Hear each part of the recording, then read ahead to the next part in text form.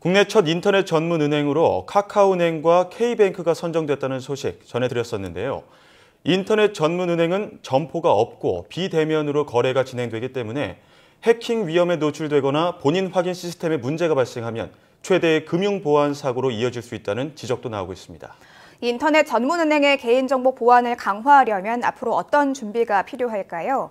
고려대 정보보호대학원 김승주 교수와 함께 알아보도록 하겠습니다. 교수님 안녕하십니까? 네, 안녕하십니까?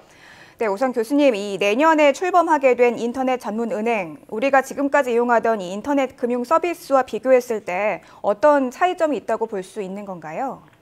일단 가장 큰 차이점은 점포가 없다는 겁니다. 네. 그래서 점포 없이 인터넷만으로 예금 수신이나 대출 등의 업무를 가능케 하는 은행을 우리가 인터넷 전문 은행이라고 그러고요. 네. 아무래도 점포가 없다 보니까 기존의 은행을 운영하는 것보다 저비용으로 어떤 은행이라든가 은행의 업무를 유지할 수 있다는 장점이 있습니다. 그렇다 보니까 고객에게는 보다 높은 예금금리나 낮은 대출금리, 저렴한 수수료 이런 것들을 어떤 장점으로 내세울 수가 있고요. 미국과 유럽에서는 이미 1990년대부터 인터넷 은행이 등장을 했고요. 일본도 2000년대에 등장해서 운영되고 있습니다. 예, 어쨌든 점포가 없고 인터넷으로 거래가 되기 때문에 저비용이라는 장점이 있고 그 저비용이 고객에게 혜택으로 돌아간다 이런 장점이 있을 것 같은데요. 인터넷 전문 은행은 온라인으로 어쨌든 모든 거래가 이루어지지 않습니까? 네네. 그렇다면 사용자 인증을 거치는 것이 중요할 것 같은데요. 지금까지 활용된 것은 인터넷 뱅킹을 보면 공인인증서 방식을 활용을 했었는데 이런 방식이 비슷하게 도입이 되는 걸까요? 아무래도 그렇게 될 것 같습니다. 우리는 이제 1993년에 금융실명제라는 걸 도입을 했습니다. 예. 그런데 금융실명제 도입 이후에 최근까지 금융당국은 실명 확인은 반드시 대면으로 해야 된다라고 규정하고 있었거든요. 네. 즉 직접 만나서 실명 확인을 하라는 거죠. 그런데 네. 인터넷 전문은행이 출범하면서 비대면 실명 확인, 즉 직접 만나지 않고도 인터넷상에서 온라인으로 실명 확인을 하는 것도 허용하도록 규정을 바꿨습니다. 그래서 우리가 보통 인터넷상으로 실명 확인을 하는 기술, 즉 비대면 실명 확인 기술로 예전부터 많이 써오던 건 이제 공인인증서라는 게 있는데요. 네. 사실 이 공인인증서가 사용상의 불편함이라든지 여러 가지 문제 제기들이 있었습니다. 그러다 보니까 현재 정부는 각 인터넷 전문은행 컨소시엄에게 공인인증서 이외에 본인 인증을 할 수 있는 방법을 2가지 이상 마련하라고 일단 지침을 내려놓은 상태입니다. 그런데 일각에서는요, 이 소비자의 정보를 수집해서 이 이용자의 취향을 파악하는 서비스 방식이 이 인터넷 전문은행에도 그대로 적용이 된다면서 벌써부터 좀 우려하는 분들도 계시는데요. 네네. 실제로 이게 같은 방식으로 앞으로 운영이 된다고 할 수 있는 건가요? 조금은 차이가 있을 것 같고요. 그러니까 요새 나오는 이런 기사들을 보면 우리가 다른 어떤 인터넷 서비스를 이용하는 것처럼 개인정보를 제공하지 않으면 아마 인터넷 전문은행 서비스를 이용하는데 어떤 제한이 있을 거다, 차등이 있을 거다, 이런 얘기들이 많이 나오거든요. 네. 그런데 소비자가 정보를 제공하는 대가로 금융 서비스를 차등 이용하게 해주겠다라는 건 아닌 것 같고요. 지금 이제 얘기하고 있는 건 예를 들면 기존 금융사들은 금융권의 거래 경력만을 토대로 신용 등급을 부여했습니다.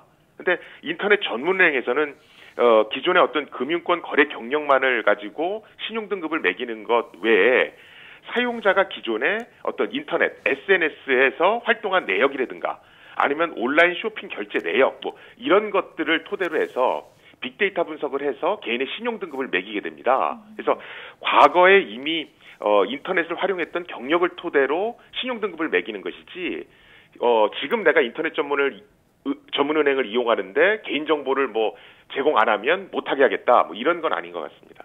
예, 그러니까 빅데이터 활동 경력을 분석해서 신용 등급을 나누는 문제이기 때문에 개인 정보에 따라서 차등되는 금융 서비스는 아니란 말씀이시죠? 네네. 예. 네, 그런데 가장 큰 문제가 이 보안 사고가 발생했을 때 네. 은행에 저장된 신상 정보가 유출된 것이 아닐까라는 부분이 아닐까 싶은데요. 네. 인터넷 전문은행의 보안을 강화하기 위해서 어떤 방안들이 논의되고 있습니까? 일단은 인터넷 전문은행 얘기가 나오면 가장 지금 얘기들이 많이 나오는 건 비대면 개인 인증, 실명 확인을 어떻게 할 거냐. 그 얘기가 가장 많이 나오고 있습니다. 네. 그 중에서도 이제 생체 인식 기술을 어떤 걸 쓸 거냐 하는 얘기가 가장 많이 나오고 있고요. 예.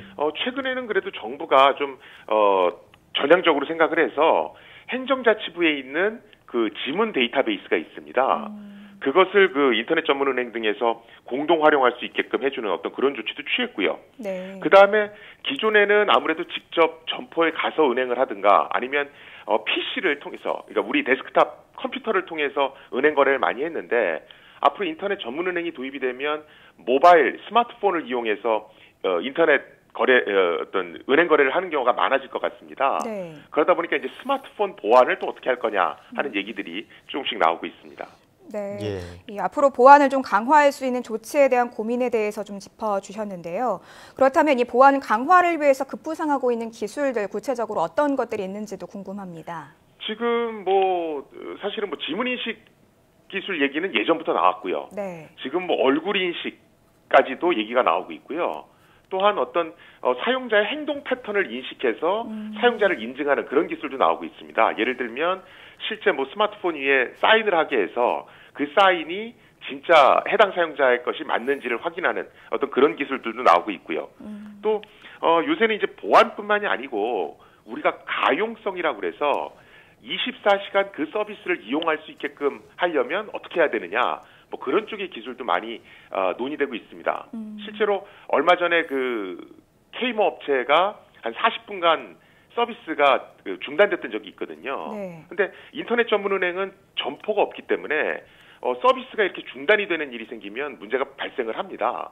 그래서 단순히 보안뿐만이 아니고 24시간 중요 서비스를 이용할 수 있게끔 하는 가용성에 대한 연구도 많이 이루어지고 있는 것으로 네. 제가 알고 있습니다.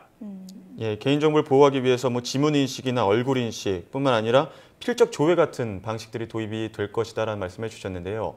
인터넷 전문은행에서 기존에 만들어놓은 이제 공인 인증서를 계속 사용할 경우에 인증서를 조금 더 안전하게 보관하는 방법은 또 없을까요? 일단은 공인인증서를 하드디스크에 저장하시는 분들이 의외로 많거든요. 예. 하드디스크에 저장하시는 건 그냥 해커들 보고 내 공인인증서를 가져가십시오라고 얘기하는 거랑 똑같다고 생각하시면 됩니다. 네. 그래서 가장 좋은 건 보안 토큰이라고 하는데 저장하시는 게 제일 좋고요. 만약에 그게 어렵다라면 USB에 저장하셔야 됩니다. 그리고 많은 분들이 이제 비밀번호를 이용하실 때 이렇게 보안 카드라고 하는 걸 많이 이용하시잖아요. 네. 근데 이 보안 카드도 사실은 굉장히 위험하거든요. 그러니까 보안 카드 말고 그 열쇠고리 같이 생긴 원타임 패스워드 OTP라고 하는 게 있습니다. 네. 그걸 활용하시는 게 좋습니다.